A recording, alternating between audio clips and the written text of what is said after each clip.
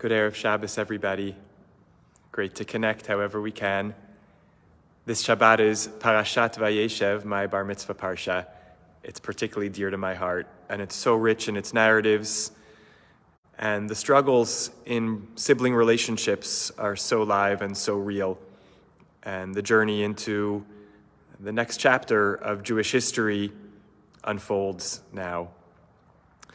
One of the striking things in this week's parasha that I want to focus on for a few moments, with wishes of a good and rich, restful, dry, warm Shabbat in Riverdale or wherever you are, with the hopes that we'll get to be together in person tonight for our Cholent cook-off, lots of other wonderful events over Shabbat and beyond. The moment I want to focus on is the interjection of the Yehuda and Tamar story in the middle of the story of Yosef and his brothers.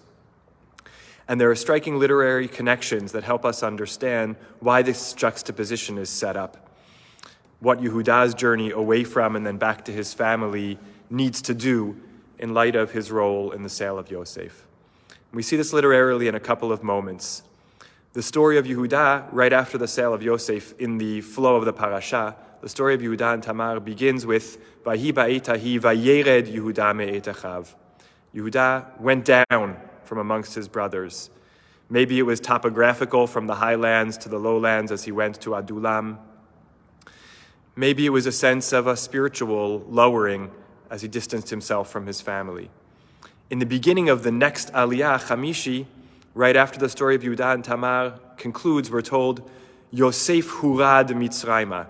Yosef was brought down. Just as Yehuda went down, Yosef, against his will, a victim of his circumstances, was brought down. Each of them experienced in different ways a descent. And there's another verb then that characterizes their experiences in their new locations. We're told about Yehuda right after he went down, Vayet ad ish adulami. He strayed, he angled himself, he tended towards, he was inclined towards. That's the language of Nun tet hey, Vayet. He took an off-ramp, a byway to an Adulamite person. Later on, as the story unfolds, and he's in crisis with the death of his two sons, who had married Tamar each after the other, and now refusing to give her Shelah, who was rightfully hers in levirate marriage, and he sends Tamar away. And we're told that at a certain moment, Yehuda goes out, Vayet eleha el haderech. He finds a harlot, a prostitute on the road, and he doesn't know that it was Tamar who had dressed herself up in order to have children and continue the family line. Vayet eleha el haderech. And he went astray. He went further off the path, went to follow his desires, losing his way, and tended towards Tamar, not knowing it was her. The story unfolds from here. But Yehuda's story is a story of noteh, of straying from a certain kind of path, of family connection, of values, losing his way, in a sense.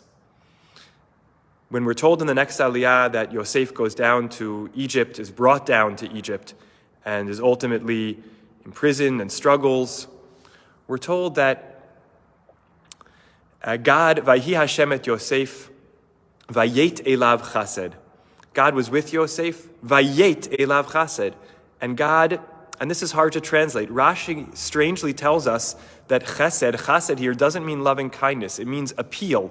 God makes Yosef appealing in the eyes of others, because one of the super commentaries on Rashi says, if God would have just showed Yosef kindness, the language should have been Vayasimo chesed. But I think the choice of language of Vayet elav chased is particularly to highlight this tension between Yehuda's losing his way, straying from family and values, and God seeing Yosef, the victim, the one who didn't go down but was brought down. God, Vayet, God goes off the path to find that lost Yosef, forcibly separated from his brothers as the result of the sale. And God tends off course to go find him in loving kindness. Vayet elav chased. It's the polar opposite of Vayet, the one that Yehuda does in two places, straying from his brothers and then straying to a harlot. God shows the other way that we can Vayet, to see someone in need off course, off of our intended path, and get off the road to help them stranded by the side of that road and show them chesed.